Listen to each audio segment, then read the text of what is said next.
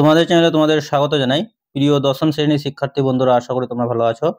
তো আজকে আমরা এই ভিডিওতে আলোচনা করব মাধ্যমিক 2025-এর জন্য মোস্ট ইম্পর্টেন্ট উপপাদ্য সাজেশন নিয়ে। তো তোমাদের কাছে একটা রিকোয়েস্ট, তোমরা ভিডিওটি না টেনে শেষ পর্যন্ত ধৈর্য সহকারে দেখো। তো কথা না বাড়িয়ে ভিডিওটি শুরু করা যাক।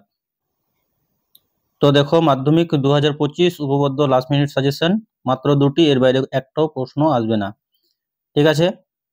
তো দেখো, তোমাদের সামনে আমি 8টি উপপাদ্য তুলে ধরবো। তার মধ্যে ভিডিওর শেষে আমি তোমাদের মাত্র দুটি উপপাদ্য বলবো, যে দুটির মধ্যে একটি কিন্তু তোমরা 100% কমন পাবে। তো দেখো, প্রথম উপপাদ্য কি আছে, পেজ নাম্বার 285 তোমাদের বইয়ের। প্রথম উপপাদ্য হলো পিথাগোরাসের উপপাদ্য, ঠিক আছে? যে কোনো সমকোণী ত্রিভুজের অতিভুজের উপর অঙ্কিত বর্গক্ষেত্রের ক্ষেত্রফল অপর দুই বাহুর উপর অঙ্কিত বর্গক্ষেত্রের ক্ষেত্রফলের সমষ্টির সমান। তারপরে তোমাদের পেজ নাম্বার 255-তে আছে উপপাদ্য 48, যে কোনো সমকোণী ত্রিভুজের সমকোণিক বিন্দু থেকে অতিভুজের উপর লম্ব অঙ্কন করলে ওই লম্বের উভয় পার্শ্বস্থিত ত্রিভুজের সদৃশ এবং ওই ত্রিভুজগুলির প্রত্যেকে মূল ত্রিভুজের সঙ্গে সদৃশ। তারপরে দেখো, পেজ নাম্বার 208, উপপাদ্য 40, বৃত্তের কোনো বিন্দুতে স্পর্শক ও স্পর্শ বিন্দুগামী ব্যাসার্ধ পরস্পর লম্বভাবে অবস্থিত। এরপরে দেখো, পেজ নাম্বার 215-তে আছে তোমাদের উপপাদ্য 42, যদি দুটি বৃত্ত পরস্পরকে স্পর্শ করে তাহলে স্পর্শ বিন্দুটি কেন্দ্র দুটির সংযোগ সরলরেখাংশের উপর অবস্থিত হবে। এটা কিন্তু মোস্ট ইম্পর্টেন্ট। তারপরে দেখো, পিথাগোরাসের বিপরীত উপপাদ্যটাও তোমরা দেখে রাখবে, উপপাদ্য যেটা 50, ঠিক আছে? এছাড়া তোমরা পেজ নাম্বার 59 পেজের উপপাদ্য 32, ব্যাস নয় এরূপ কোনো জ্যায়ের উপর বৃত্তের কেন্দ্র থেকে লম্ব অঙ্কন করা হলে ওই লম্ব যেটিকে সমদ্বিখণ্ডিত করবে। তারপরে পেজ 136, উপপাদ্য 37, অর্ধবৃত্ত সমকোণ।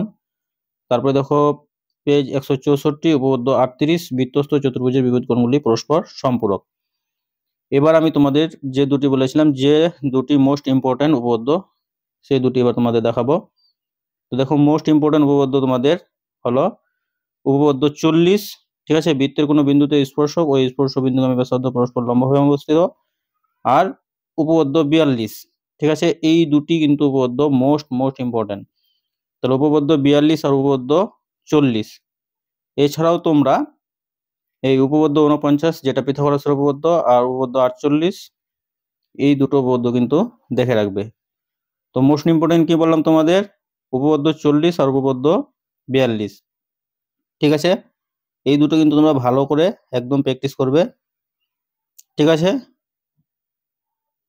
তাহলে উপপাদ্য 49টার সঙ্গে দেখে রাখবে, আর উপপাদ্য 48। তাহলে উপপাদ্য 49, 48, আর মোস্ট ইম্পর্টেন্ট হলো 40 আর 42, আর পিথাগোরাসের বিপরীত উপপাদ্যটাও দেখে রাখবে। তো মোস্ট ইম্পর্টেন্ট তোমাদের 5টির মধ্যে কিন্তু এই দুটো একটু বেশি গুরুত্ব দিবে, 40 আর 42-এ। তো প্রিয় শিক্ষার্থী বন্ধুরা, ভিডিওটি ছিল এই পর্যন্তই। ধন্যবাদ।